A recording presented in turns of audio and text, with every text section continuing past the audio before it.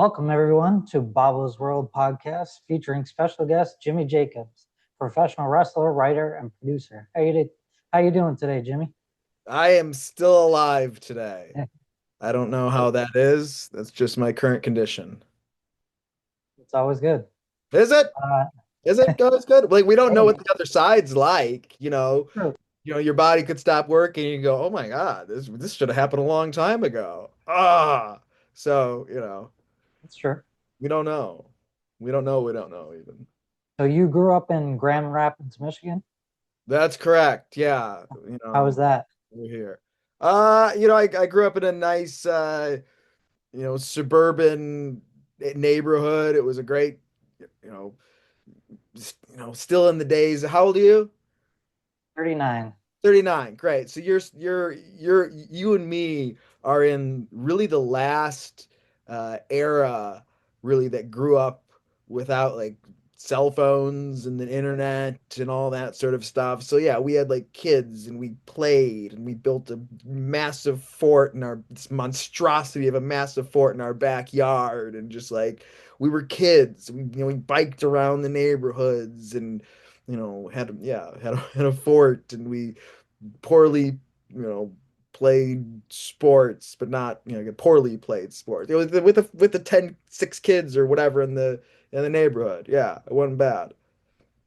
The whole come home when the street lights come on, that whole thing. Yeah, it's crazy to think about like how much uh God bless my parents and maybe parents in general who just like allow their children to be children and give them the space to learn and sort of figure out some of where the boundaries are. I mean, that happened, even break into the wrestling business at 15 years old. Like my parents gave me like a lot of slack. And I came from a pretty conservative family, but at 15, 16, certainly by 17, like I was off. I was off, 17. I was off almost every single weekend, just driving here and here with, people that were, 4 years older than me. Um, just doing my thing. And I'm particularly grateful for that because at at the teenage years, there's I think an innate desire for like a bit of like individuation, right? From the identity that you have of being like, I am my parent's child, right? And there's sort of an innate, like, I need to become something. And if I don't have an outlet to individuate, to become, to, uh, to put my energy on, really, that creates sort of that teenage rebellion and that energy has to disperse somewhere, and then it starts fighting against things as opposed to having like a natural, healthy outlet. So that's, I got that as a teenager. I stayed out of trouble in my teens. In my 20s, I got into trouble, but in my teens were all right.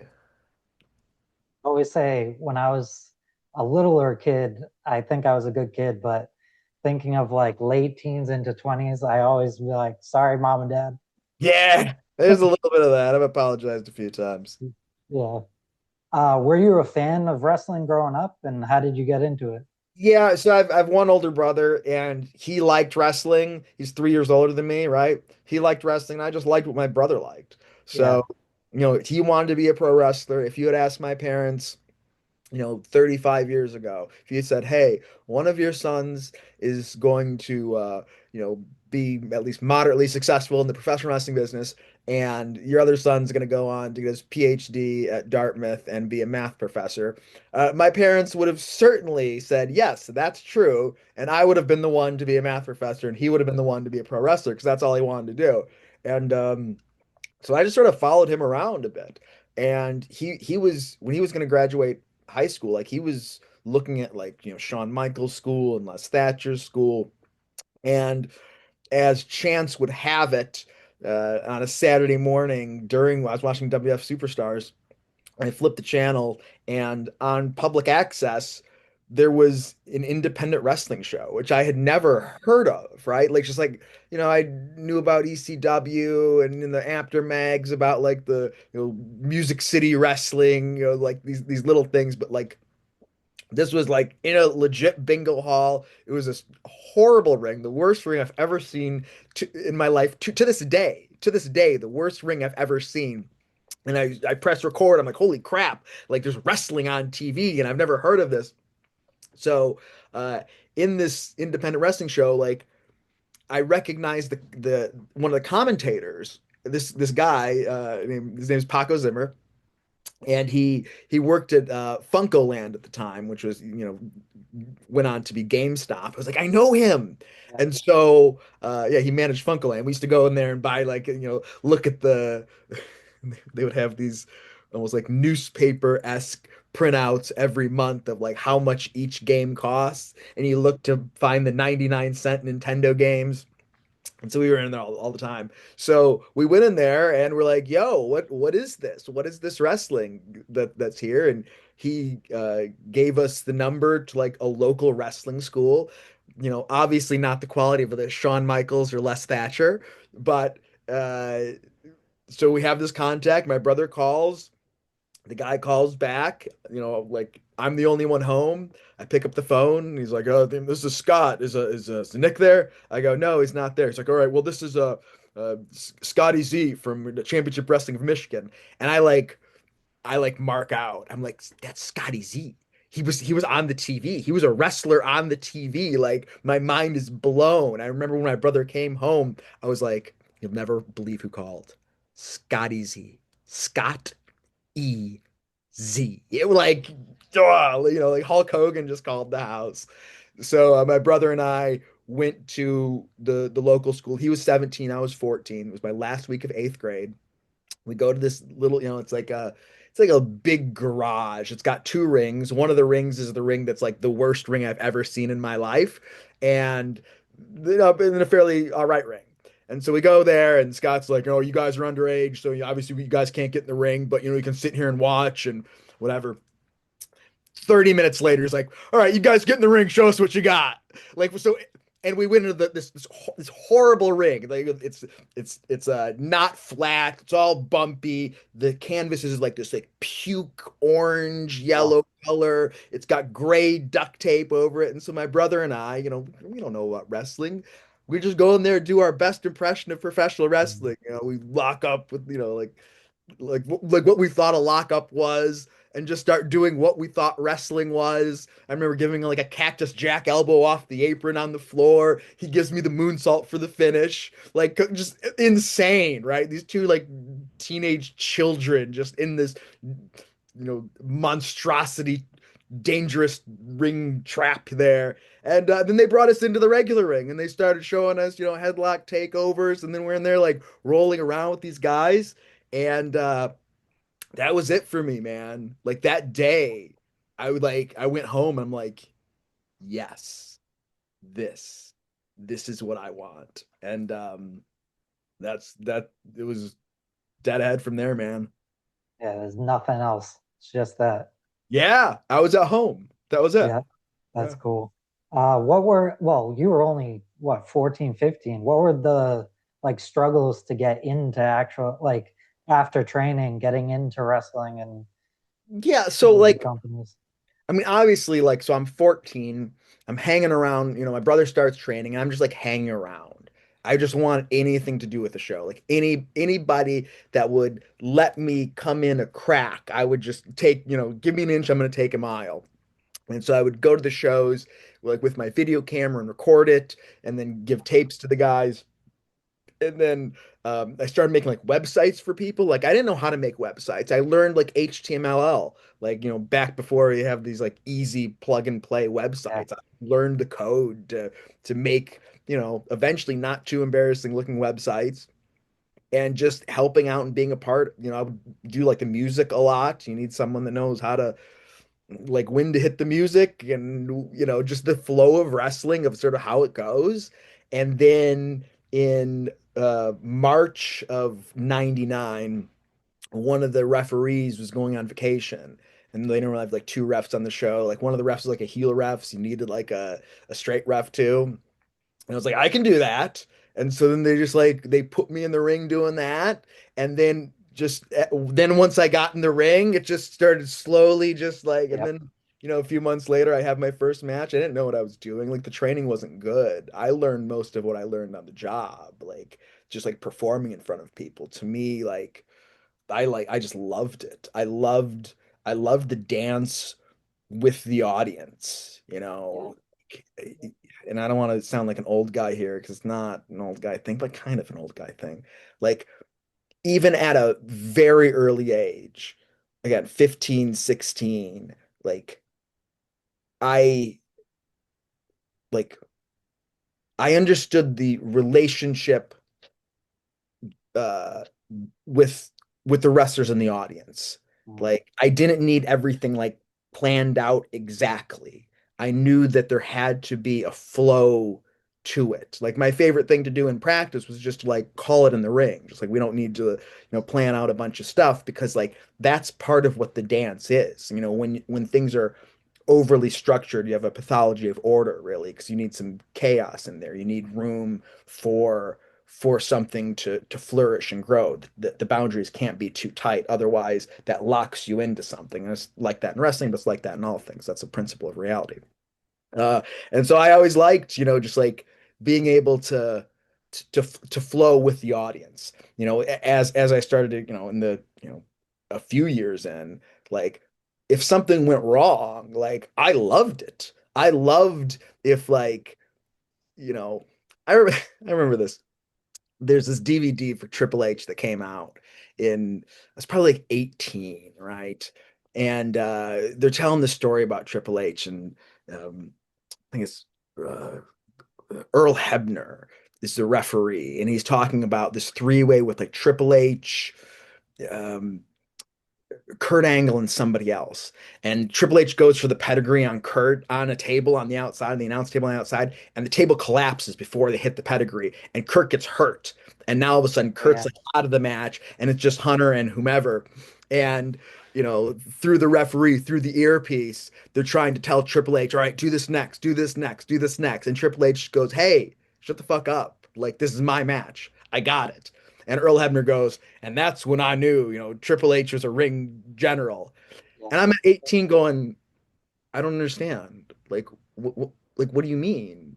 How, like that to me, it was just like that's a part of it. Like, of course. Yeah. Oh, it was a three-way. This guy got hurt. Like now it's just me and this guy. Like, no problem. It didn't even dawn on me at that point at 18 that that wasn't an ability that like everybody would have. Like that just seems like to me was like, oh, that's just part of what wrestling is like, oh, this guy, slipped on a dive and now the story we have is different because now I'm working his leg and oh, this happened, so now this happened, so now this. That's just like what wrestling is. And it didn't dawn on me at 18 years old that it was any other way or someone couldn't just do that. It was only like later on in my career that I started to see, oh, wait a minute.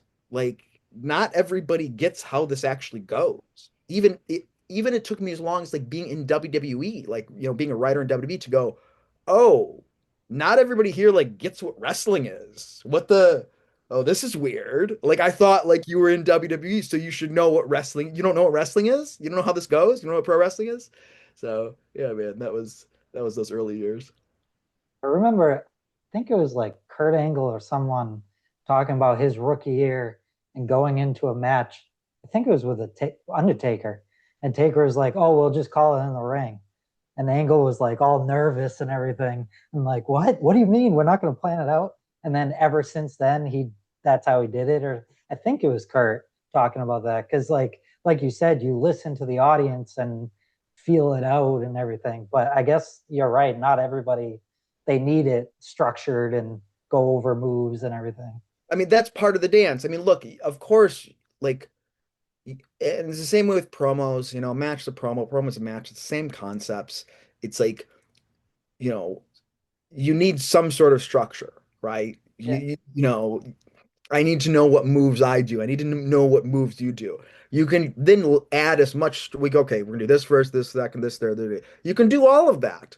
But at the end of it, when you're out there, if something changes, if something happens, if it's like, no, no, no, no, no, they're not where we need them yet, or oh, this didn't get over like we wanted it to get over. This didn't get the reaction. The crowd isn't at the emotional place where I need them to be at. Hold on. I know this is supposed to be the next. It's like that fluidity has to be there. Like that's how it has to go. Imagine being in the middle of a promo and the crowd starts chanting something and going, "Oh no, I just have to say the next words."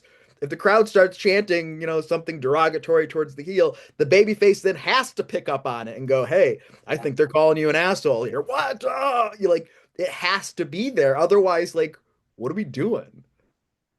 Yeah, the whole what chant Yeah. when people are good at promos when they shut that down. Yeah, I mean that It's that so that's part good. of the dance. It's part of the dance to go, okay, this is what I'm receiving. Here, let me either flip it or run with it, right? Sometimes the crowd reacts different than you expect them to. And you you hear things in wrestling, man. These, some of these veterans when I was younger used to say things like, you know, you work the people, you don't let them work you, brother. It's like, well, fair enough. Then other people go, hey man, you gotta know how to listen to an audience. It's like, yeah, that's true too. The truth is you gotta know when to lead and know when to follow. Like it's a dance. Like you have Yeah. you have to you have to know how to bring them to where you want, and you have to know when to go, hey man, this is where they're going. Let's ride the wave. Let's go where they're going. Let's not fight upstream against what's going on. Let's go with what's going on. It must be so like exhilarating and freeing to be like, oh, I can change this audience on a dime easily. I mean, it's just like to me, so much of performing is like it's being in the moment. If you're not present in the moment, you don't have the wherewithal to to to go with the flow of what's happening. I mean, it's the Right. same way in life, right? We're in our heads all the time. We're going, I think this. Should I do this? Should I do this? Should I do that? Oh my God, this would be good if this. This would be good if that. You get in your head about all these things.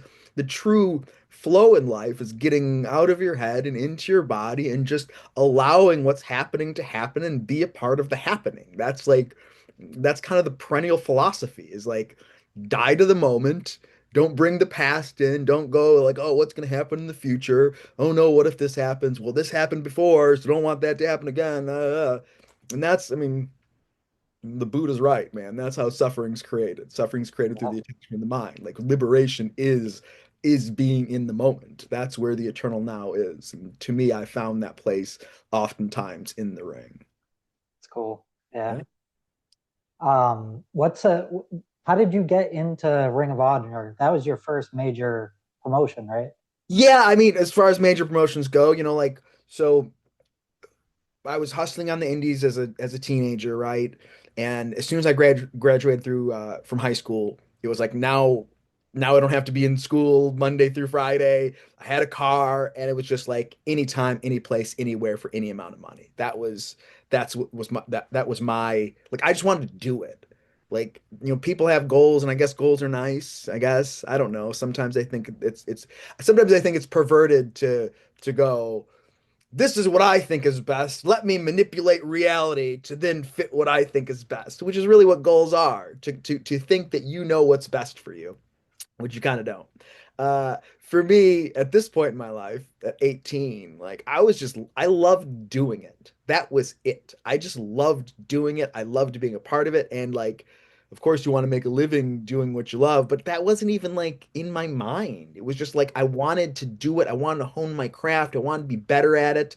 And it was just like, you're not going to do that working fucking once a month at your local Yeah. company that like a lot of guys do. They're like, I've been wrestling for, 20 years. It's like, no, you've been wrestling for 1 year and you've done that year over and over 20 times, right?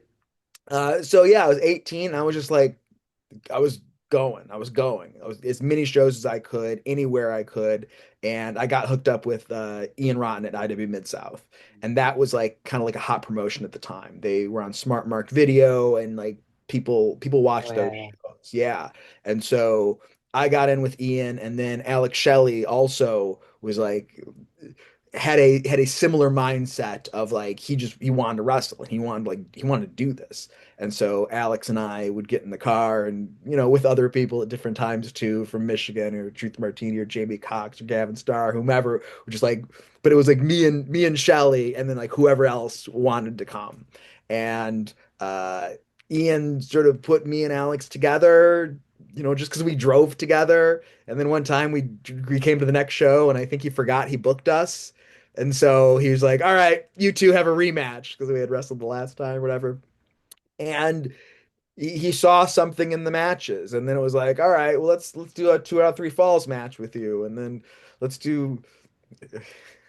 Alex wanted to cut his hair or shave his head or whatever, and so we come up. I had furry boots at the time, so we came up with the idea of hair versus boot hair match, one of a kind, only done once. Funny. So the matches with me and Shelly started to get like noticed like on the message boards, and CM Punk liked us as well. I mean, my earlier, I knew Punk when I was like 16. He didn't like me then, but at 19, he saw that me and Shelly were out there, like we're doing it, like we're doing the thing that you need to do to get good. You never have to like sell anybody on you, really, ultimately. If you're out there like doing it, like people take notice. They just do. They just like help will be given to those who like need the help, deserve the help. Like people try to like reach outside of where they're at. It's like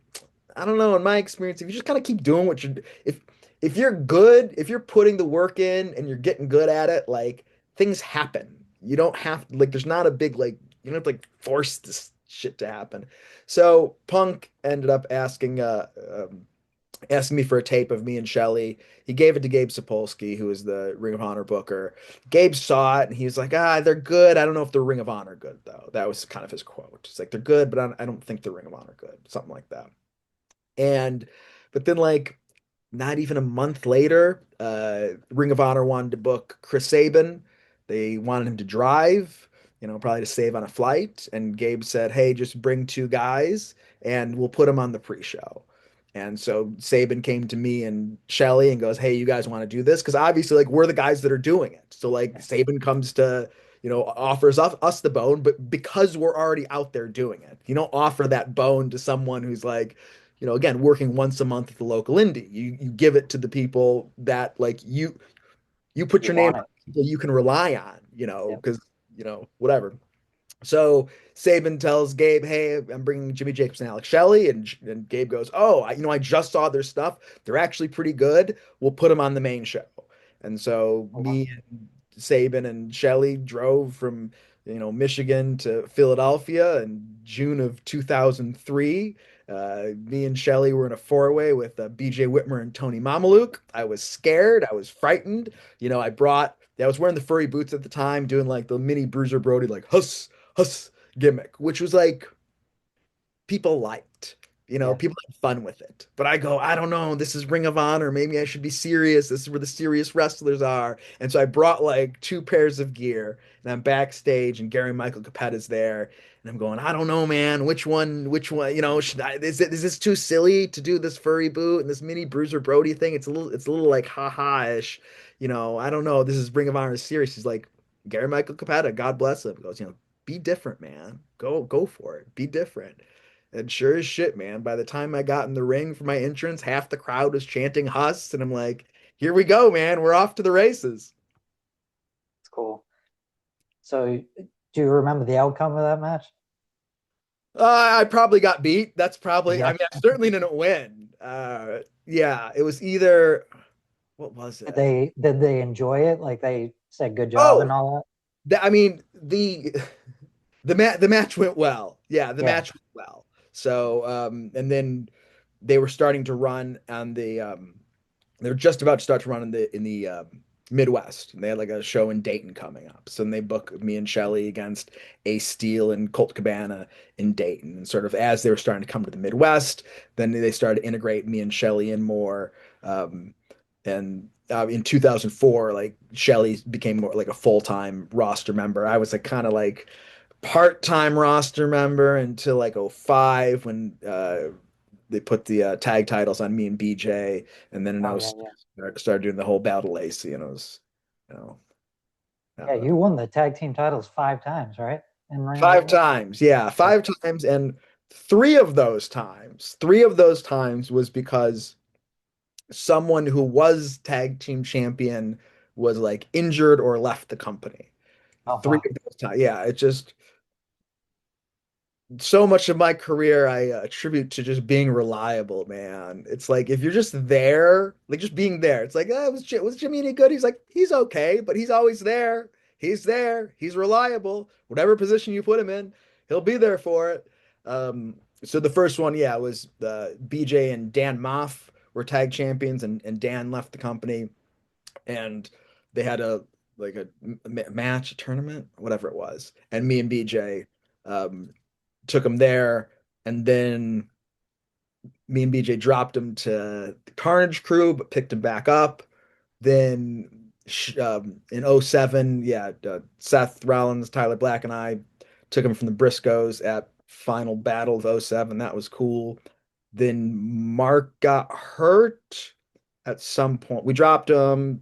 Briscoes took him back up at some point. Mark got a wrist injury, so they had a tournament for him. So we picked him up in the tournament, and then later on, me and Steve Carino picked him up, probably 2012, 11, 12, 12, 12, 13, whatever it was. After I think Kenny King left the company, he was tag champions, and so yeah, three of those times was just like, don't know what else to do. Call in Jimmy. Few of those times you split up from the team and had some crazy matches with each other with like BJ and stuff. Yeah, I mean that was a big feud. Yeah. So me and BJ's tag run as champion, it was like okay. It wasn't like we never like took it to that next gear. We never had a story with anybody, honestly. Mhm. And I remember talking to Gabe about this in early '06. Me and BJ had split up in earlier '06. I called Gabe. I'm like, "Hey man, like I'm dying here. Like I need something. I need like a story like to sink my teeth into. Like I'm not a guy that's just going to have like one great match. Like I need a story."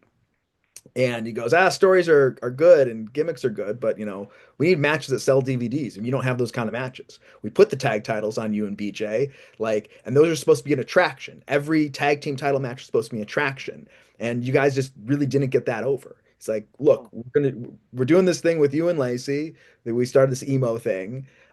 He's like, we're gonna have a match with you and BJ in Detroit, but that's what I can give you. That was it. Like he just brought me to reality. Kind of like, you're not that important to me. We kind of tried with you. You really didn't rise to the occasion. And I go, look, man, just okay. So we're doing this thing with me and Lacey. Let me do something. I don't know what I'll do, like I don't know, a poem or something, but like, let me do something. He's like, yeah, go for it. And Gabe went on record later to say like he was gonna finish me up um, at the next sort of round of shows. Like he really You're didn't gonna have be done. yeah, he didn't really have Oh much of a wow. use for me. We're gonna do this thing with me and BJ and whatever other match that weekend, but it wasn't like he was done with me. And then I made the Ballad of Lacey. And the Ballad of Lacey was the love music video to Lacey. And this is back in the day, before everybody just send videos online, whatever, the early days of YouTube. So I sent, wrote and recorded the song with my friend, shot this music video. My other buddy Mike Z put it together, had a tape, sent it to the ROH offices, and I waited like 2 weeks or something. Going, has he got it yet? Has he got it? And he's hate it? Because to me, when we did it, I was like, this is great. Like Yeah. this is thing. Because people were still even like chanting "Huss" at me a little bit at the time. Like I hadn't found a character after doing the mini Bruiser Brody thing. And I remember being at my house playing Nintendo 64, Star Wars Shadows of the Empire, Oh nice. Yeah, I remember because I remember this moment where Gabe calls me up and he goes, "Hey Jimmy, I just got your video and it's the greatest thing I've ever seen in my life. Yeah, this is gonna be good. Yeah, can you make the next show in Philadelphia in April? Yeah, this is gonna be good. You're gonna come out to this song. This is gonna be a new theme song. I'm like, yeah, of course it's gonna be a new theme song. Like he's like, oh, this is good. We got something here. We got something here. And so Gabe like really because Gabe like liked me enough to book me before that, but like the Huss thing like got good reactions, but there's a difference between getting good reactions and being over. Those are two different things, Right. right? Yeah. People can have fun like chanting something. It's another thing for people that like really care about you and live vicariously through you and those sorts of things. And so yeah, he always like liked me enough, but just like, where's this guy fit exactly? Because he's not as athletic as these guys, he's not as spectacular as these guys, he's not as. And then the battle ace, and he goes, "Oh, that's what he is." I'm like, "Yes, thank you. That's what I am." Right. And then yeah, so Cool. then me and BJ end up having yeah, some crazy matches. And BJ always like pushed me beyond what I would have done by myself. Because, like, look, if like between you and me and whoever listens here, like, I really didn't like wrestling for Ring of Honor. I didn't like that style. Like, I wasn't like particularly gifted at it or good at it. It wasn't like, it's like, look, once in a while, an all out, do everything match to me. It's like, yeah, yeah, let's go for it. But every time you go all out, it's like, God, like, that's not that's not the sort of things I liked doing, nor was I particularly good at it. Like I like house show wrestling. Like to me, like, Do you know, whatever, right? it's like going to WWE would be great, not for the TV, but for the house shows, in which they basically killed now. It's because like, you go Yeah. on TV to get over, and now at the house shows, you're already over, and now you can just like you can do pro wrestling, and people are there because like wrestling, because that's what wrestling is. Um, so I didn't really like Ring of Honor was like a means to an end to me. Like it wasn't like again there are some very special moments and some very special things in there, but it wasn't like what I really liked. So like even when me and BJ were like in a tag team, like I was like, cool, we're tag champions now. We can like we don't have to like do all the shit. We don't have to try to kill ourselves. But BJ's like, no, we gotta. You always Yeah. gotta. I'm like, yeah. Do we always gotta though? So the singles matches, like BJ always like just like pushed me to a different level, just like turned that level up for me. And we had a couple crazy moments where we slipped our first match in Detroit where he goes for the power bomb off the top rope. I'm gonna give him a Rana back in the ring, and he slips. And we have this. But you ever see that video? Yeah. Yeah. Yeah, Yep. it's fucking nuts. Um, It's and right around when I like heard about Ring of Honor because where I'm from Boston, Mass originally, and we only got basically WWE and maybe sometimes WCW, and never really heard about Ring of Honor or TNA. And then I got really into Ring of Honor and TNA later on. But yeah, I heard about you guys. That's why I asked about the question because I was like, I remember those matches being nuts. Yeah, I mean that slip in Detroit was obviously was accidental. It's funny that the video will show up once in a while on like I mean I'm not on these platforms currently anymore, Yeah. but it would show up on Twitter or Instagram or something, and these people have never seen it before, like those fucking idiots. He power bombed him off the top rope to the floor on his. It's like, yo, we slipped, man. Yeah. We slipped, Yeah. and thank God everybody was okay. Thank God BJ had the wherewithal as he was falling backwards to like throw me forwards. So my head actually hit the top rope, middle rope, bottom rope, and apron. Other if he hadn't thrown me forwards, I thought we were going into the ring still. I didn't realize he slipped. It happened so quick. If you watch the video, like I'm arching backwards to try to give him a Hurricane Doing Rana. Rana. Yeah. Dude, if he hadn't thrown me backwards, it could have been really bad because I was gonna try. I would have been mid upside down. Like I would have landed like on my head upside down to the outside. We could have like I could have died. When I first saw the video, I was like, "Holy shit, dude!" Because when it happened, like I knew it was crazy. Like I knew something happened when we fell. Like when we fell, I'll tell you this, my instinct was we should end the match right now. That was my instinct. My instinct was like I think that was probably crazy enough where we should just like ref should just like wave this thing off. Done. Yeah. But at 22 and being like where I was in the totem pole in ROH, I didn't feel like I had the sort of authority to make that decision, to make that call Okay, yeah, at that moment to go that's like, true. this is it. Like, this is the end of the match. What are we gonna do? Get up and, he's gonna beat me with a clothesline in 2 minutes? Like, just let's call it. That was my instinct laying there on the ground. But we did finish the match, and it was a pretty good match otherwise. And then it had that memorable moment. And so then we go into New York uh, for a rematch. Number one contender for the winner is going to get a world title shot in Detroit next time. And we do.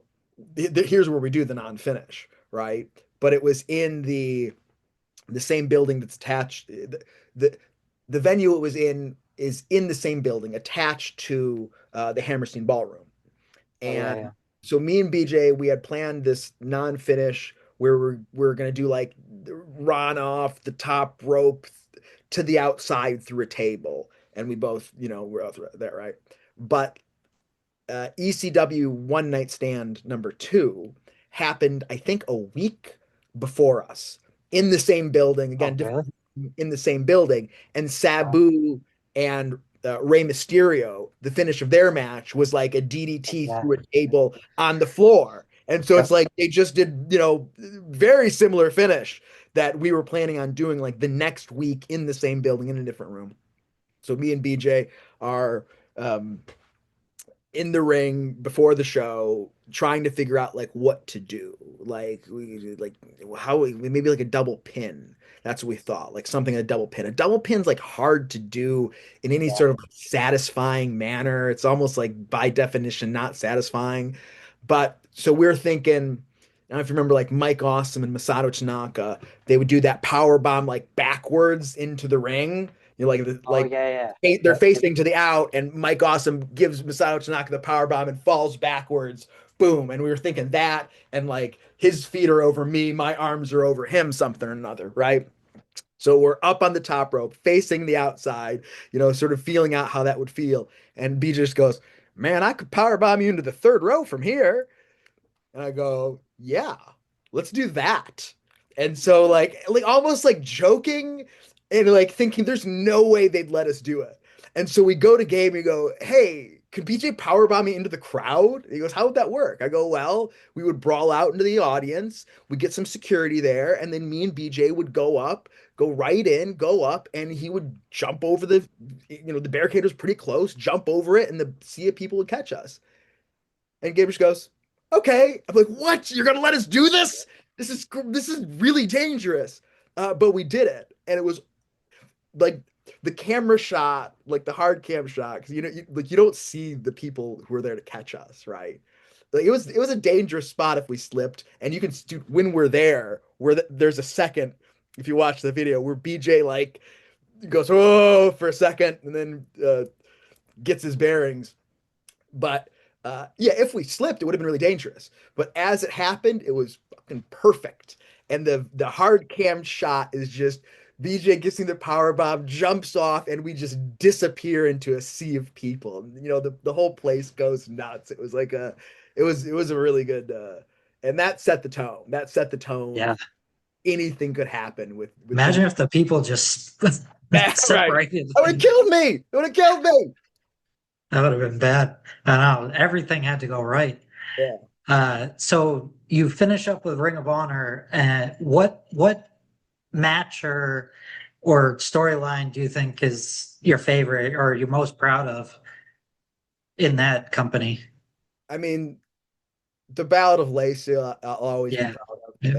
And even like I did two other music videos too. Like it was such a wild time. I used to joke that I was only wrestler that got homework from Gabe. I remember when he goes, Jimmy, I think it's time for another music video, as if like I'm the great music artist and have this capability. But it's like, okay, fine. So that, I mean, I particularly, has a soft spot in my heart.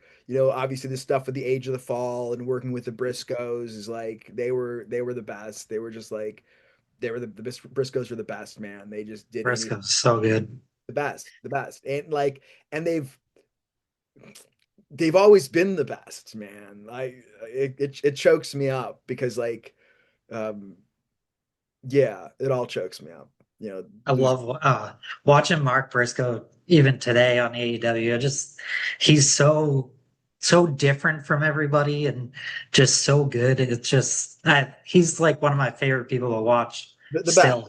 And the best humans, the best family. They're such an Yeah, amazing family. You know, if you know what happened with Jay is obviously, you know, it's just a it's a yeah, horrible tragedy.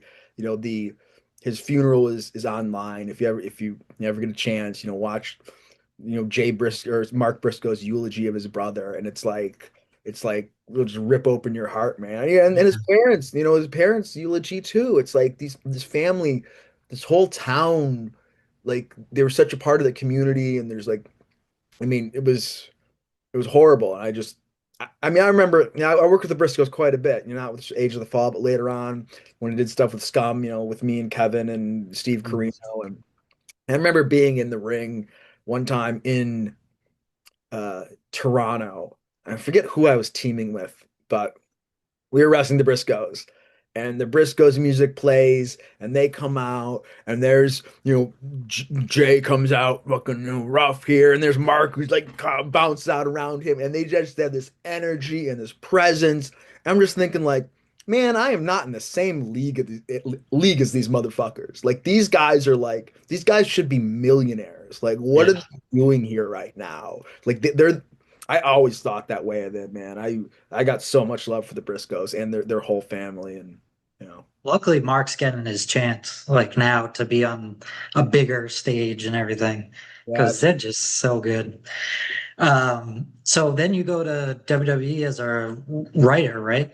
yeah, yeah. And how did you like that? I know you were behind the list of Jericho, which is amazing. Any other things that you're behind that we would know of? Uh, it's so hard to like take ownership of anything as like a member of a creative team, Well, especially, he gives you ownership. but like that was my idea, you know, Yeah. it was, and obviously that was probably the most, you know, the best, most lucrative idea I had there. It's hard to say, like, but even that, like, it's because it's so collaborative, and especially when you have like a large writing team, like ideas start and then they flow and then they take on a shape of themselves, and then Vince gets his hands on it and the talent gets his hands on it. It's like nothing's yours, you know what I mean? Right. Nothing's like your, you can have an idea here, but like even with the list, like I always saw the list as like a crumpled up piece of paper that like Chris like take out, you know what happens, all right, you know what, you're going on the list. But like Chris brings it to life. Chris goes, no, no, no. It needs to Clipboard and everything. be a Yeah. clipboard. It needs to be visual. I want to be able to hit somebody with it. And then Chris brings, you know what happens? You know what happens? You make fun of Chris Jericho's best friend, huh? You know what happens when you pick on Kevin Owens? Click. You just made the list. You know, like he Yeah. has to bring it to life. It's not like yeah, like it was my idea. I saw this video online. This is great. I saw this video online of like where this came from because I got the idea from Steve Carino, because Steve Carino in real life had like the Carino shit list. And Really? yeah, he had the Carino shit list, and like I thought, God, wouldn't it be funny if like a wrestling, you know, if Chris had this, but like he's like super petty and just like puts Yeah. whomever on. And then it started to take on to life. And then there's like a video online on YouTube I saw of like the actual origin of the list of Jericho. And so and then apparently Carino got that idea from I forget who, like a different buddy of his, Hmm. right? Who then says where he got it from is from The Simpsons. So Oh, wow. there's a Simpsons episode where like I think like Homer's like sitting in a chair, and it's just like an offhanded thing. He's sitting in a chair and like the chair breaks, and then Homer goes, "You know what? That's it, chair. You're going on the list." And he pulls out this paper and puts the chair on the list. I think it's like a chair. So Hilarious. it's an offshoot of a Simpsons idea. The Simpsons. Yeah. And he also talks about how the first one where Xavier Woods, how he acts to being put on the list really gave it that oomph or whatever you want to call it too.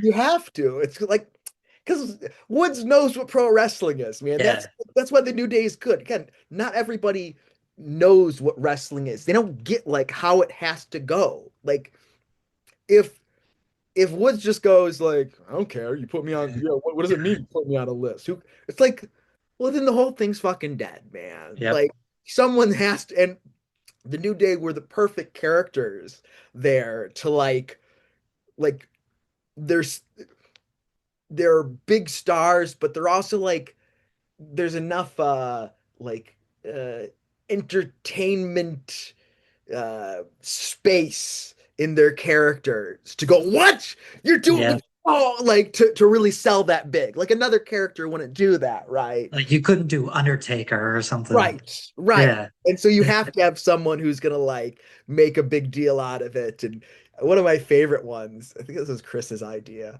was Goldberg, where Chris like threatens to put Goldberg on the list. You know what happens, Goldberg? You know what happens? And then Goldberg grabs the yeah, and grabs the clipboard and goes and writes his name and goes, I just made the list, because he's the character that doesn't care. It's like, put me on the that's list, so funny. motherfucker. Yeah, it was a great bit. Yeah, it was a really fun bit, in like what almost 9 years ago now. Yeah, it was a I'm fun. sure you've been asked this, but how is that not the main event of WrestleMania? Owens and Jericho. Like that Yeah, that heel turn was so good when he turns it around and it's list of Owens. Oh, right, right. I love the list of KO. I forget whose idea that was. That wasn't. I don't think that was mine. I think it was Kevin's, maybe. that was so Uh, good. but I mean, that to me, like that moment is where the Shakespeare was. Uh, Yes. and shit, man. Yeah, and again, not to like, I'm not disparage him, but like, so that day, like Triple H was there and Vince wasn't, and Triple H obviously he loved Kevin, wanted to protect Kevin. Hmm. Triple H didn't quite just see how that was going to work. He thought it was a little corny, the list to KO, and he wanted Kevin to just sort of like out of nowhere attack Chris. And I'm so glad that it happened the way it did. And at the end, I think Triple H was very happy with it, because to me it was like that's the whole thing. Like that's Yeah. the moment. That's your Shakespeare. He gives him this gift. He goes and he looks at it and he goes, "Why is my name on it?" Yeah. He shows And the yeah. he shows the people first, like the people are in on it a split Yep. second before Chris is in on it, and then Chris sees it, and then the moment he knows he's going to be betrayed, like that to me is like Yeah. that's the moment that you freeze in time where, oh my God, my best friend, and I know it's coming, like like Yeah. that's the So shape. good. Yeah, man, look, there's WrestleMania is hard. Um, Sure. Yeah. it's where all the stories culminate. It's when, part-time stars, come in. It's a hard one. Well, that year it was what, Goldberg and Brock, and was that Undertaker and Roman? Yes. Yeah. Yeah. Yeah. And so those are hard things to compete with. Like again, there's an alternative universe where, Goldberg and Brock doesn't need the title, and you keep the title on Kevin, and you do Chris and Kevin, United States champion versus Universal champion. Like there's an alternative universe where that could have happened. Obviously Brock and Goldberg, kind of what Brock wants, Brock gets too there. And he's a big star. And again, if one thing over here changes or one thing over here changes, that could have been the at least the universal title match. I think you would want to put, again, Roman and Undertaker only had ever put over Brock at Mania. So Yeah. you give the win to Roman, and now the only two people who have ever beat the Undertaker at WrestleMania are going to be on a collision course the next year. Again, because it's all like these investments. Like there's so many things at play. Because of course you want, if next year, I mean next year was Brock and was it next year Brock and Goldberg? Or I'm sorry, Brock and Roman again. Roman. Yeah. Yeah. Brock, yeah, Brock and Roman. So it's like they both need these big moments at WrestleMania the year before to kind of come here Yeah. together. And so there's so many things at play. Yeah. I mean, you could even go further with that though. And if it does happen where it goes for the Universal title and stuff, does Jericho leave and help create AEW? Yeah. Because he even talks about like that was kind of part of the reason is like maybe I'll go to Japan, maybe I'll do this, whatever. Yeah, right. And now AEW. He Yeah. he was particularly upset that it was like the second match. Yep. Like it's kind of like that's kind of like the death spot at WrestleMania, he said. And he goes, okay, this is where Vince sees me. Okay. Like, and you're right. You don't know what would have happened, man. You don't know what would Kind of have interesting. happened. Yeah. So after you were let go with WWE, you went back into the independents, and because you took a selfie with the Bullet Club or something like that. Yeah, that's what happened. Yeah, the Young Bucks and Cody and Marty Scurll and Adam Page came to a outside of a Raw to do Oh, some the Invasion of Raw. Yeah. Invasion Yeah. Raw, being the Elite. You know, so a playoff of what WCW DX did with WCW. Yep. And so I just, I go out there, I see them, and then right at the end, I'm like, yo, let's take a picture together. Not thinking I was gonna do anything with it, and then I'm in Seg 4. I'm in gorilla position. I just go, yeah, fuck it. Yeah, fuck it. And yeah, like 30 minutes later, my boss is like, what the hell is this? Why am I seeing this? Like, people are mad. And he's like, I try to play clean up a little bit, but I remember that night. I remember that night going from um, whatever that Southern California, whatever town we were in, to the next town and being in my bunk because we had these cool like tour buses basically from town to town and writing in my journal and I was excited at the idea that I was like I don't think I'm gonna get fired over this but fuck man if I did like oh, like what else would I do with my life because Hmm. I was not happy the last handful of months in WWE it was just Yeah. you know and when I did get fired so I had gone from um, California, flew right to Italy for like a family vacation, and then Oh, nice. flew right to Denver for Raw and SmackDown the next week.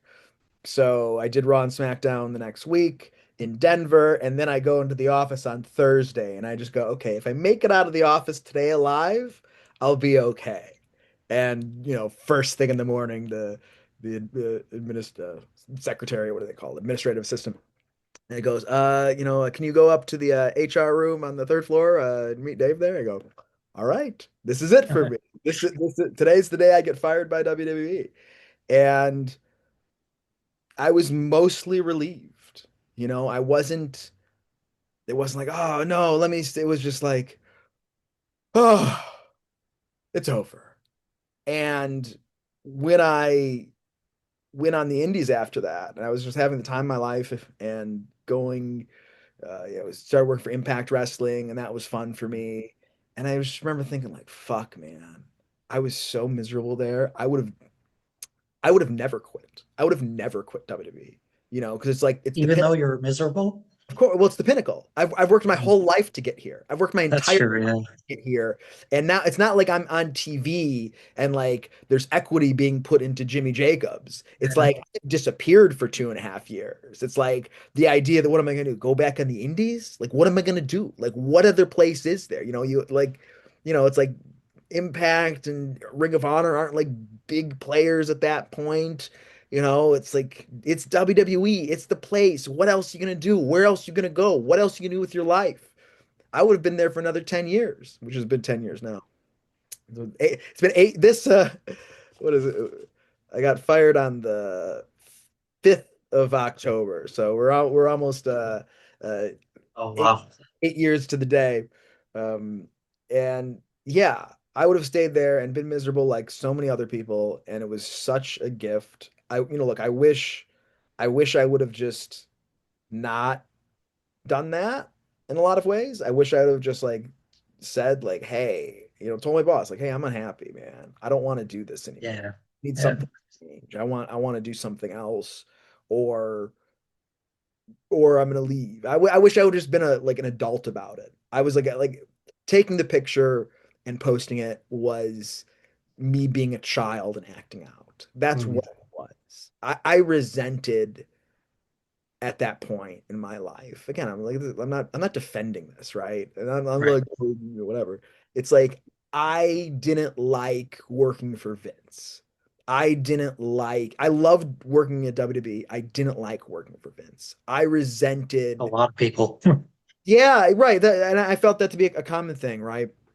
I didn't like being judged by the color of my tie or talking with my hands or whatever eccentricity that Vince, God, you're like the Nakamura of the writing team, like it's like, yo, judge me by my fucking work. You're Like, Italian, right?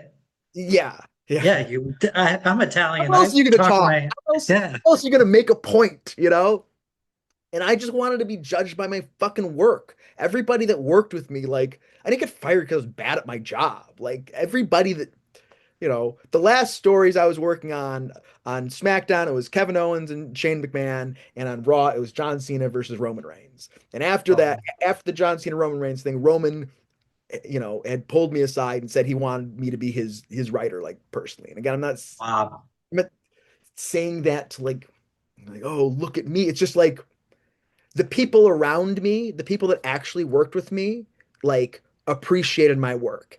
And my I know boss how good you are. and Yeah, my boss was still judging me based on just like this bullshit as far as I was concerned 8 years ago. That's how right. I felt like why just like let me just be me. Like I like, you know, like I'm good at this. I'm Yeah, good at this, man. Like just you're very good at it. let me fucking contribute to the wrestling show in the way that I contribute to the wrestling show and just like leave whatever suit I'm wearing, like just who cares? Who Yeah, fucking cares? But look, it's his sandbox. You know, yeah, you're just playing not in it. anymore.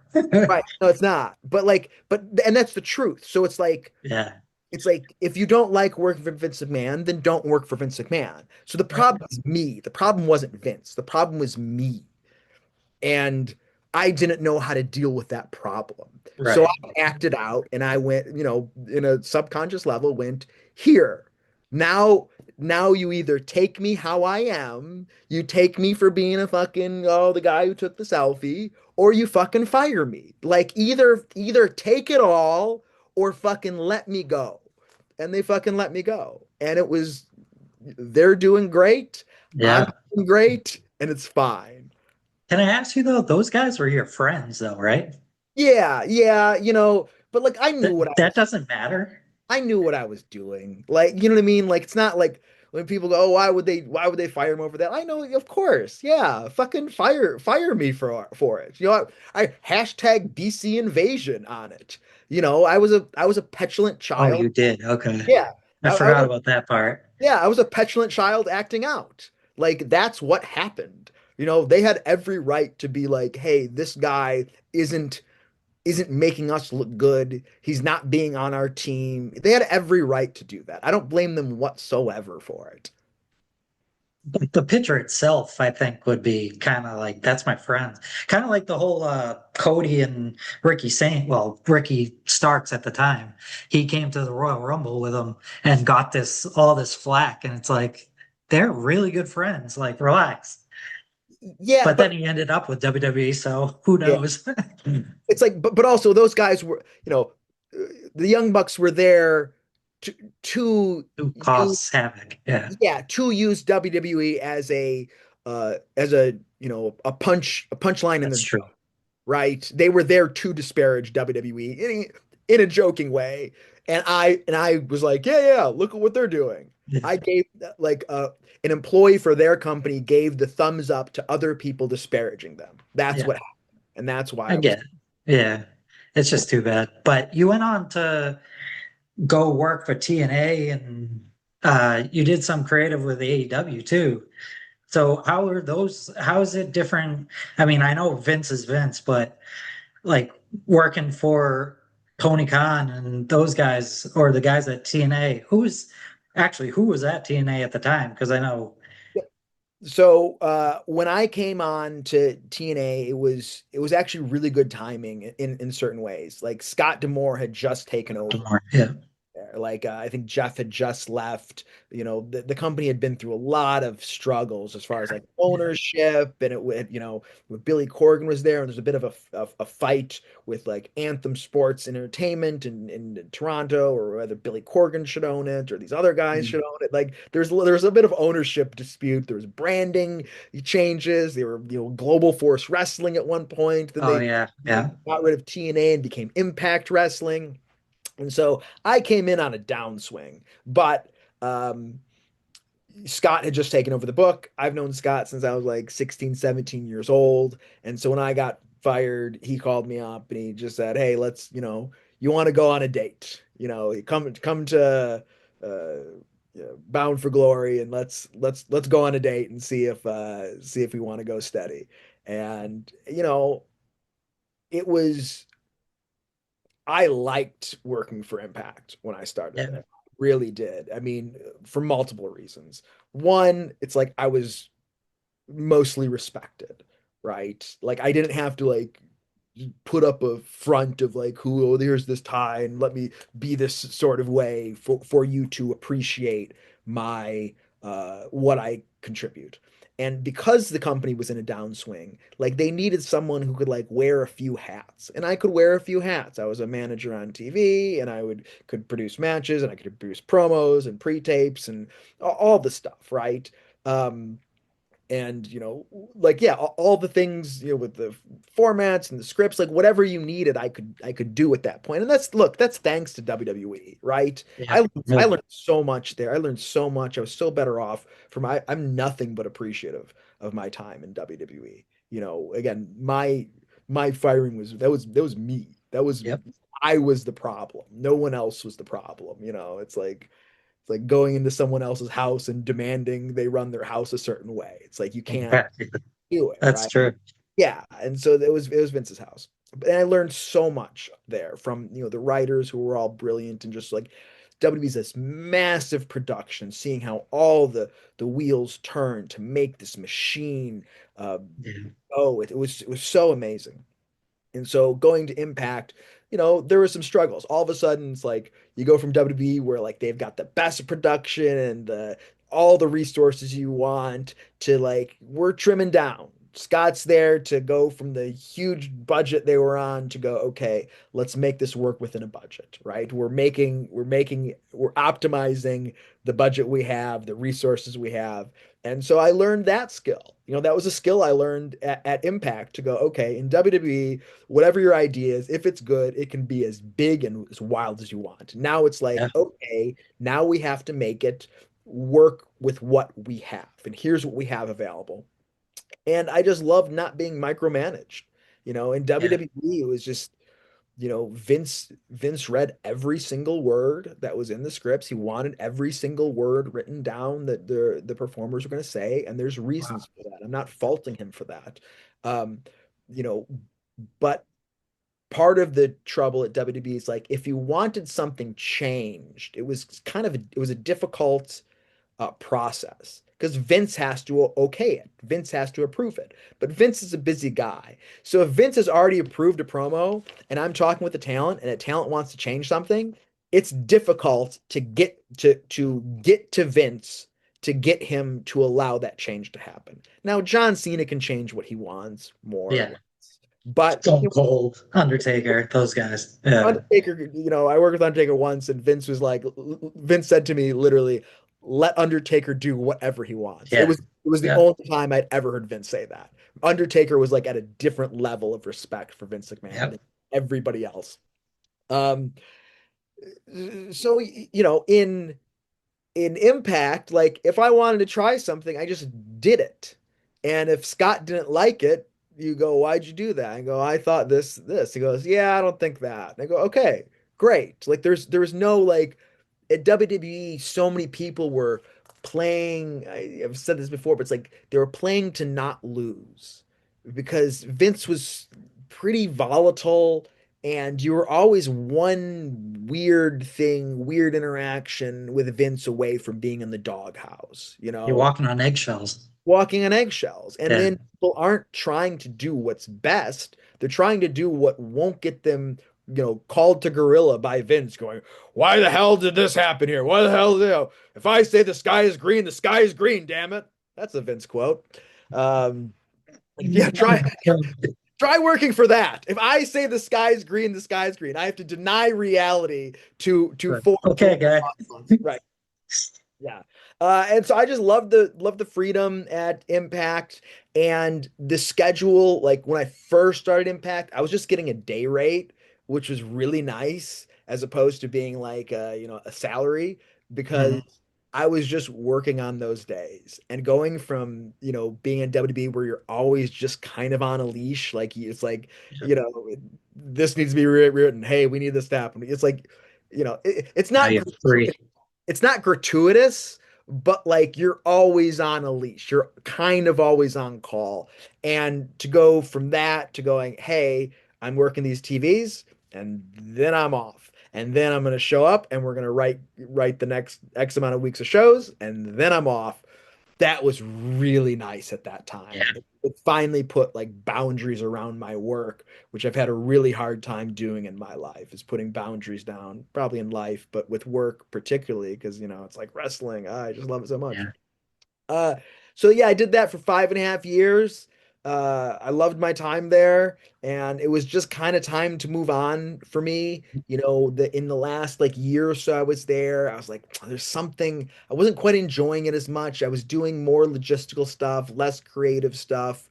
I was like, I was there for all the creative calls, but like I wasn't quite an ideas guy anymore. I was more the guy that was like bringing all the ideas together and crafting the show because someone needs to kind of be the overarching like okay, this is how all the matches like are Yeah. put, like this is how all the pieces of the puzzle are put together, as opposed to in WWE when I'm, doing the stuff with like, whatever, producing Jericho and Kevin. Like I'm in there with them, like, doing the detail of the piece. And it's kind of up to someone else to go, okay, how does that piece fit in the show? Right. Like I'm there for that, but like that's someone else's thing to kind of like craft the show and put it together to make sure the whole picture is in uniform. I'm aware of what the picture is going to look Interesting. like as I'm aware of what the picture is going to look like as I put the details on this piece. But Right. that's the level I'm working at WWE. And I started working at that level at Impact, but after Sanjay Dutt left, that was he was on the creative team. I I I I started being in charge of doing the formats and things like that. And then after Don Callis left as well, because he was on the creative team too, at some point I was like more of like, I know everything that's happening on the show and I know how it comes together in the big picture, but I'm not really on the ground, like looking closely at every detail of this segment or this segment, which is a fun thing to do, but it's just like I wasn't doing it anymore. That was more Robert Evans was like really the ideas guy mostly at that time, as far as I'm concerned. And Tommy Dreamer was there too, and Oh yeah, Tommy. Yeah. yeah, and Scott was there as well. But I was kind of up here. Robert was down here, and we made a good team together. Obviously with Tommy and Scott as well. But I felt that like the show was lacking in some sense, and I didn't quite have the answers for what to do about it. And to me, it's like the dynamic of this team right now is making this show. And the dynamic needs to change. I'm not quite enjoying this anymore like I once was. I would love the show to be something else. I just don't know what it is. And it felt like we were sort of locked in this creative dynamic. Not bad. It's just like you input these four people and this sort of show gets output. Right. That's just kind of like how it was happening. There's no different. Yeah, it's just, and I didn't know what to do about it. Yeah. And so I started to kind of get like locked up about it, to go like, I don't know what I'm doing. I feel like I'm out of ideas. I feel like I'm creatively bankrupt. Robert's doing so much of the ideas work. I'm just kind of putting things together. Like I need I need something else here. And at that same time, um, Brian Danielson had hit me up about coming to AEW, and I told him, "Look, man, I'm kind of like burnt out creatively. I don't know how many, how much ideas stuff I have." And he's kind of like, "Look, man, Tony's the ideas guy here. What you would be doing is more of like kind of like managing a creative process." And I go, "Great, I can do that." Because I was doing that at Impact for the last like year and a half or whatever anyway. Like that's what I was doing.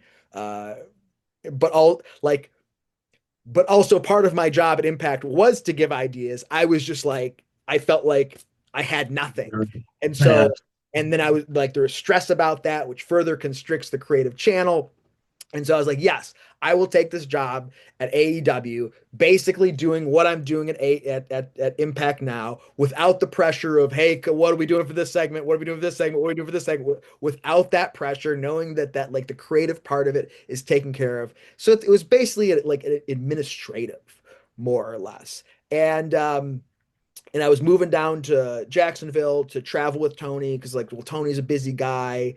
And I had Yeah. come up with the idea of, like, look, if you have someone in Jacksonville that travels with Tony, you've got a guaranteed, like, multiple meetings a week because they were just launching Collision. So Oh, okay. that's Yeah. really why I was brought in because they're launching the second show.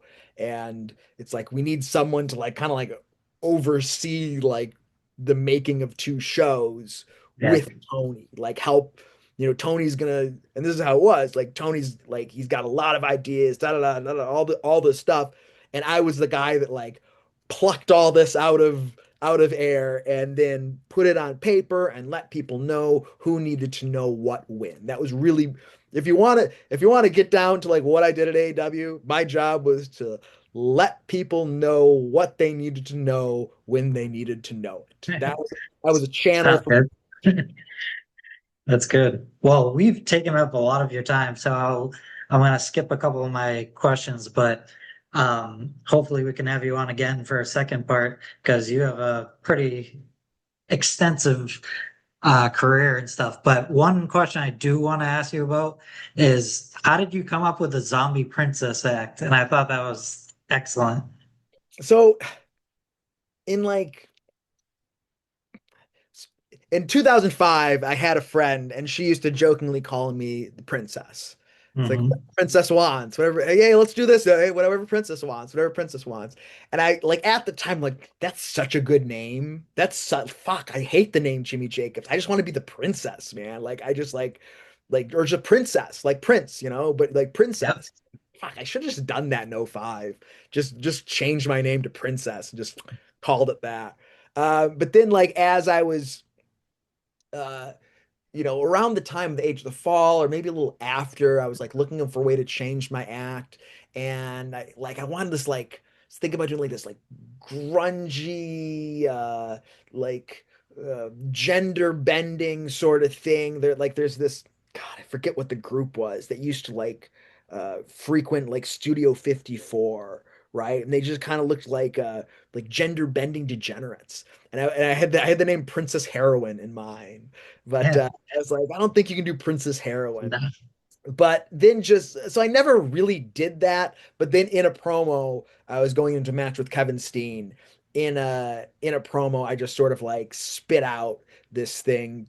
He was making fun. I used to wear nail polish and eyeliner, and he'd sort of made fun of it. And I go, Kevin, I don't need to dress tough. I don't need to look tough. I don't need to talk tough because I am tough. I'm the toughest guy in the room. Just when you think you knock me down and I'm dead, I get back up like a zombie. I'm the motherfucking. I'm sorry. And I say in there, I don't need to dress tough. I don't need to talk tough. I'll put on a tutu and tiara, call myself a princess, and still be the toughest guy in the room. Just when you think I'm dead, I come back to life. I'm the zombie princess, motherfucker. And Nice. that's where that was from. It was a line in a promo, and I just go, yeah, yeah, yeah, let's keep that. Let's just fucking zombie princess. I just love the like different. Like Jeff Hardy was always my favorite because he was different from everybody else. The Fiend, all those guys that aren't the norm. Or like when Paige was in WWE, she was different from every other woman wrestler. Yeah, Stuff like that. the idea was it's like, yes, I'm small and effeminate, but I'll Yeah, roll a fucking jam a railroad spike between your eyes too. So it's like, fine, I'll put on the dress. Call me a princess. I'm gonna fucking stab you. yeah, So bring it tell me on. what you want. Yeah, so now we'll go to the lightning round. These are just quick questions. You can give simple answers or go as long as you want. Uh, As you can tell, I don't give quick answers. oh So no, it's yeah. fine. I'm happy to do it. I just don't want to waste your time. Who's your favorite wrestler or Mount Rushmore or top five, however you want to put it together? Um, my favorite wrestler, I mean, Mick Foley will always have like probably the deepest place in my heart. Yeah, yeah. Like like he's the probably the reason I became a wrestler. I went from being like a wrestling fan to like loving wrestling because of Mick Foley when I'm like 14. And then getting to work with him later on in my career was just Cool. like he was the best, man. And he was the best as a person, and then also like in WWE, dude, as a performer. Fuck, I remember he did this promo. We were in Detroit. He was the GM of Raw, and the gimmick was by the end of the night, the McMahons were forcing him to fire somebody. He's like, "You got Oh to yeah. fire someone at the Yeah. end of the night." And so Stephanie's in there. So who are you gonna fire, Mick? And Mick says, he's gonna fire her. And he cuts this promo, and I'm watching it backstage, going, "Man, if I had never seen Mick Foley before in my life, he would still be my guy right now." Yep. Like I just like connected with like the way he talked so much, and just the way he put himself into his character. So like it hits me. It hits me here. So Yep. Mick's the best. Uh, I also love John Cena though. I love John Cena, man. And again, as a performer and like getting to work with him, he was great to work with. He was the sort of guy that was open to suggestions from anybody. Like he was the Nice. man. He was the man, and he like, if he wanted to, he could have been an asshole to fucking everybody, Oh but yeah. he Yeah. was kind to everybody. And there's a difference between kindness and niceness.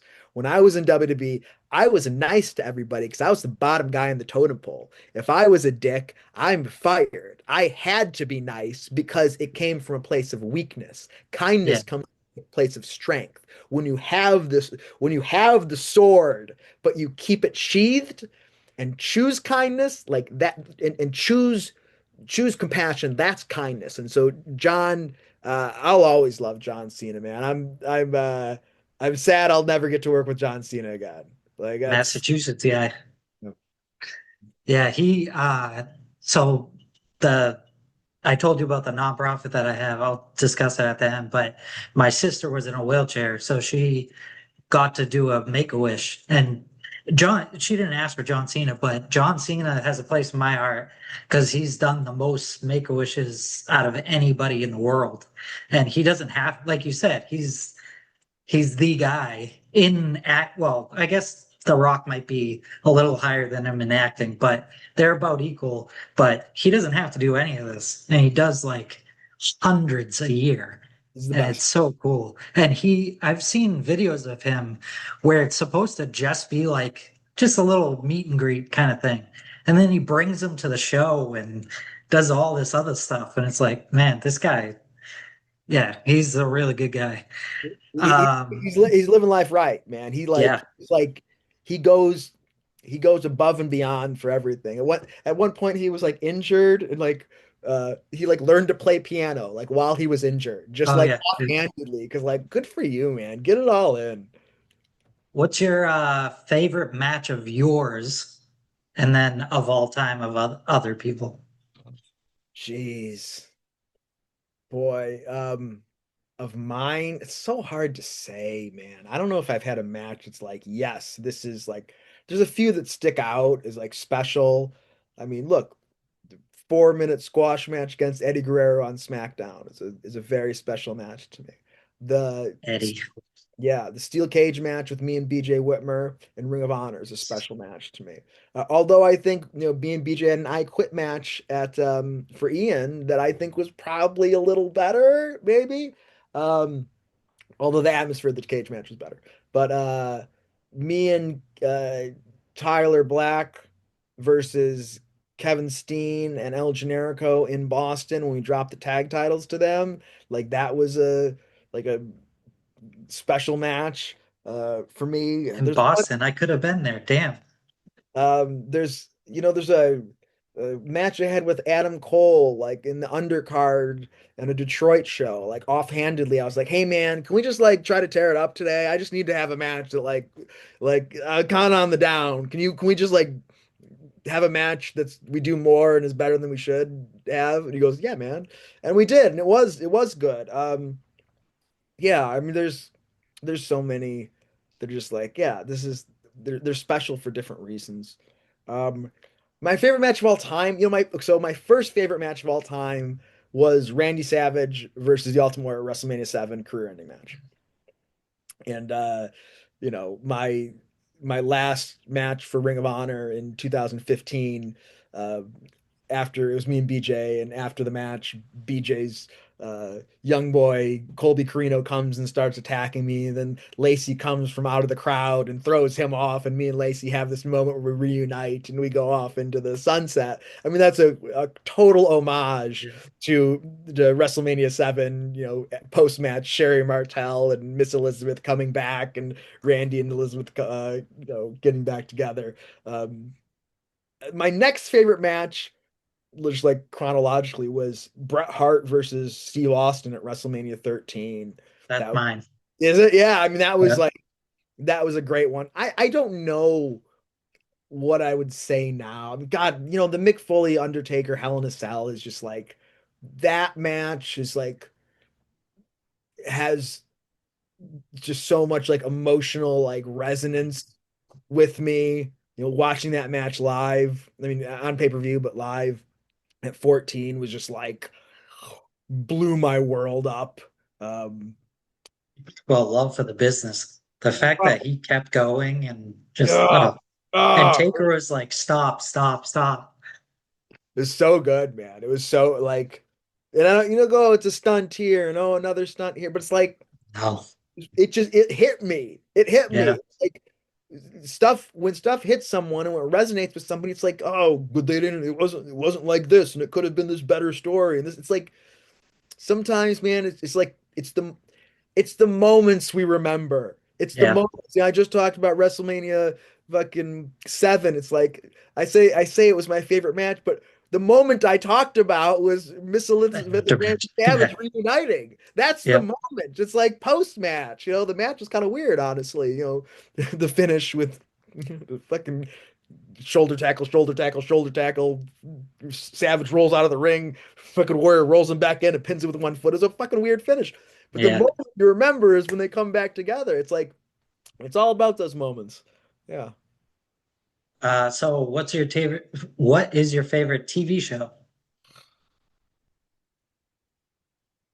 God, I don't know. At one point it was Sex in the City. I think I've outgrown that though. What have I seen? What's like a favorites of mine? Mine are Family Guy and 24. 20, fuck, I used to love 24. It's been years since I've seen 24, but I used to love that. Game of Thrones was a great one. Other than the last fucking season, holy shit! I just rewatched that somewhat recently. I was like, this is as bad as I remember, and it's as bad as everybody fucking said. Holy cow! But up until that, it was awesome. Wrestling Society X is probably my favorite wrestling. Oh, okay, yeah, yeah. Favorite movie? For a long time, I used to say Muppets Christmas Carol. I don't. Oh, good movie. Yeah, yeah, I don't know. I love Forgetting Sarah Marshall.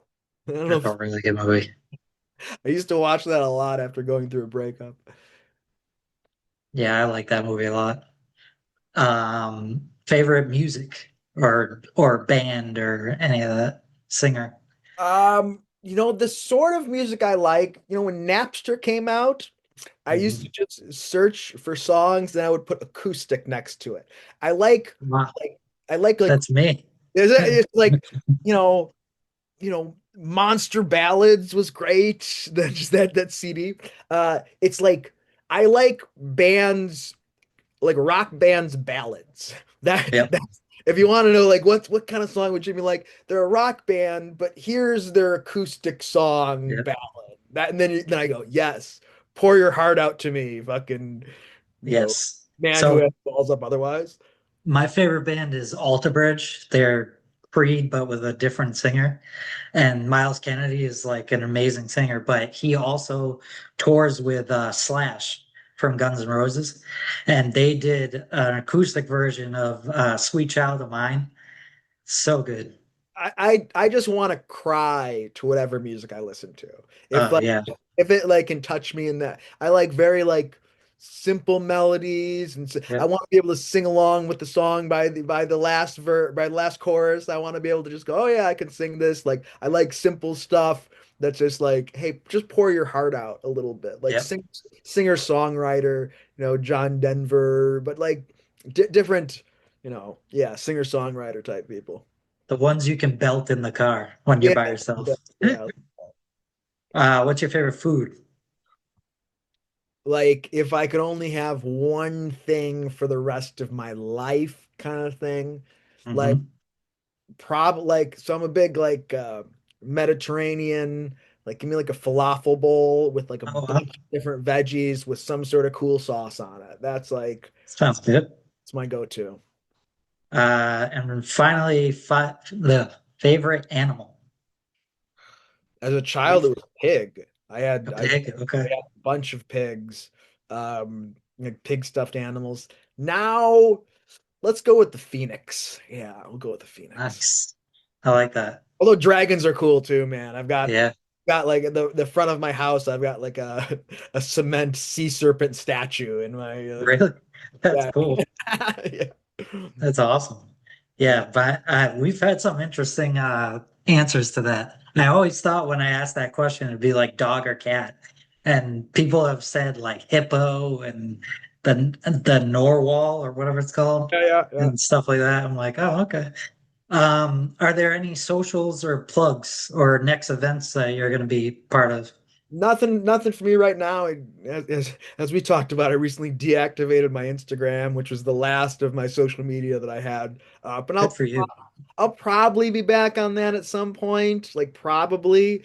But boy, man, like, yo, these black mirrors, man, these screens, like, we're not meant to take in all this information. We're not meant to like have eyes on what's happening on to everybody in the world. It's Yeah. just like it fucks up your nervous system, like it hijacks the brain. It's like you're supposed to care about what's in front of you. Like that's your Hmm. homework. Like that's what you engage with. That's the only thing you can like actually care about. But people's bleeding hearts go out to all the suffering in the world, and you get worked up about it. And then you fight this and fight that, and my feed was really starting to get like I don't want to see the like cops arresting people in the UK over the tweets they made. Yeah. It's like it's not that I don't like it's not that it's like I condone it or even like want to be like ignorant to it. It's just like I can't like I'm not meant to interact with it. It's Yeah. not here. Like I'm not meant to. If I want to go to the UK and start going, "Hey, stop," like whatever. But so yeah, finally I was like, this Instagram. I was like, I can't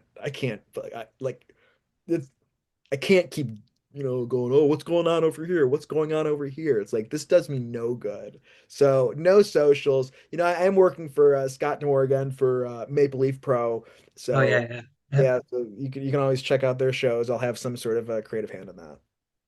Are you still doing your podcast? I'm not. Oh, No, okay. no, no. You're a better man than me for I know I just saw it come up, so I was just wondering if you were or not. keep it roll. Because I last year I was like, I'm gonna fucking start doing this again. I did a few episodes, but it's onerous, and if you're not in the this sort of mental space to do it, it's just like, some of the technical elements of it. It's like ah, always pick it back up later if I feel called to. yeah, I just think you're very interesting to listen to, so I think it would be cool. Uh, so thank you very much for being on. I really appreciate you. All right. Thank you, brother. And if you want to go, this whole thing was for everybody that's watching. This is for my nonprofit that I own. It's called Sweet Sadie's Difference Makers, and you can go to www.sweetsadies.org. It's in honor of my sister that passed away in 2020, and we raise money for scholarships for people with disabilities, and we also try to raise money for research to combat ALS and muscular dystrophy. So we're trying to make an event, but it's not for a while now. It's in like June or something. So stay updated on the website and my socials. So thanks everybody for watching. Thank you, Jimmy. I appreciate you and have a great day. Have a good one.